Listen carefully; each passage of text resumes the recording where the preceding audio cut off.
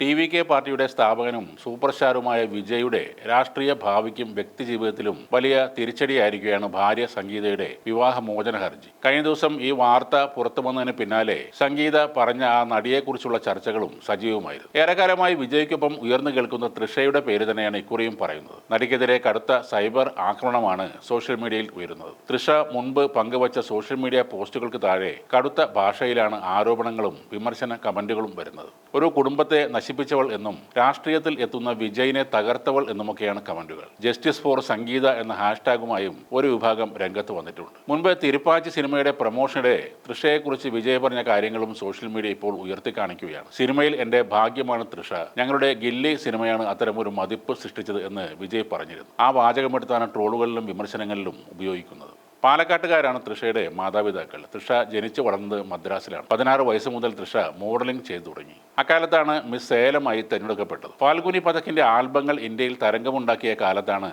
ആരെയും മയക്കുന്ന ചിരിയും ആകാരവും തിളങ്ങുന്ന കണ്ണുകളുമായി എത്തിയ തൃഷയെ ആരാധകർ ശ്രദ്ധിക്കുന്നത്. 1999 തൃഷ സഹതാരമായി അഭിനയിച്ച ജോഡി എന്ന സിനിമ തിയേറ്ററുകളിൽ എത്തിയത്. എന്നാൽ വിക്രമിന്റെ സാമിയാണ് കരിയർ ബ്രേക്കായി മാറിയത്. 2004 വിജയ്ക്കൊപ്പം വന്ന ഗില്ലി റിലീസായപ്പോഴും പിന്നീട് 20 വർഷം കഴിഞ്ഞ് റിലീസ് ആയപ്പോഴും തമിഴകത്തുണ്ടാക്കിയത് വൻ തരംഗമാണ്. 2010 ഇറങ്ങിയ വിണ്ണൈ താണ്ടി വരുവായ തൃഷയെ എവർഗ്രീൻ റൊമാൻറ്റിക് ഫിഗറാക്കി മാറ്റി. പിന്നീട് 96 എന്ന സിനിമ വന്നപ്പോഴും പ്രേക്ഷകർക്ക് വല്ലാത്തൊരു നൊസ്റ്റാൾജിയാണ് തൃഷ സമ്മാനിച്ചത്. പൊന്നിയിൻ സെൽവൻ വന്നതോടെ തൃഷയുടെ മോശം സമയം കഴിഞ്ഞുപോയി. അതിന് പിന്നാലെ ലിയോ, വിടാമുയർച്ചി തുടങ്ങിയ വമ്പൻ ചിത്രങ്ങളെത്തി. പ്രേക്ഷകരുടെ ഇഷ്ടങ്ങൾ മാറി മാറി വന്നിട്ടും 22 വർഷമായി തൃഷ തെന്നിന്ത്യൻ നടിമാരുടെ മുൻനിരയിൽ തന്നെയുണ്ട്. ഇപ്പോൾ 27 വർഷം നീണ്ട ദാമ്പത്യ ജീവിതത്തിന് ശേഷമാണ് സംഗീത വിവാഹമോചനത്തിനായി കോടതിയെ സമീപിച്ചത്. വിജയ്ക്ക് 2021 ഏപ്രിൽ മുതൽ വിവാഹേതര ബന്ധമുണ്ടെന്നാണ് ഹർജിയിൽ അവർ ആരോപിക്കുന്നത്. സാധാരണ ഒരു സൂപ്പർ താരത്തിന്റെ ഭാര്യയെ പോലെ കേവലം വീട്ടമ്മയായി കഴിഞ്ഞ വ്യക്തിയായിരുന്നില്ല സംഗീത.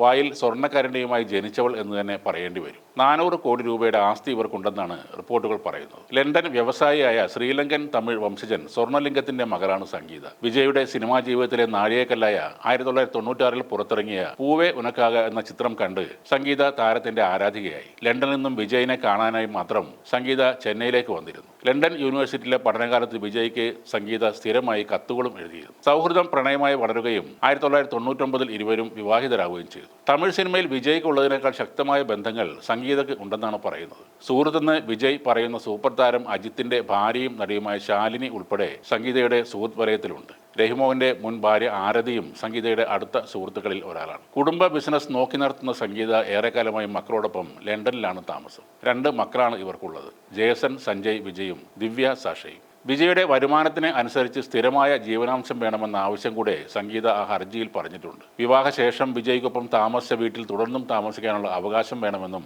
സംഗീത ആവശ്യപ്പെടുന്നു. പ്രമുഖ വ്യക്തികൾ ഉൾപ്പെട്ട കേസായതുകൊണ്ട് സ്വകാര്യത സംരക്ഷിക്കാൻ അടച്ചിട്ട കോടതി മുറിയിൽ നടപടികൾ വേണമെന്നും സംഗീത ആവശ്യപ്പെട്ടു. കേസുമായി ബന്ധപ്പെട്ട വിവരങ്ങൾ പ്രസിദ്ധീകരിക്കുന്നതിൽ നിന്നും മാധ്യമങ്ങളെ വിലക്കാനായി ഇടക്കാല ഉത്തരവ് പുറപ്പെടുവിക്കണമെന്നുകൂടെ അവർ പറഞ്ഞിട്ടുണ്ട്.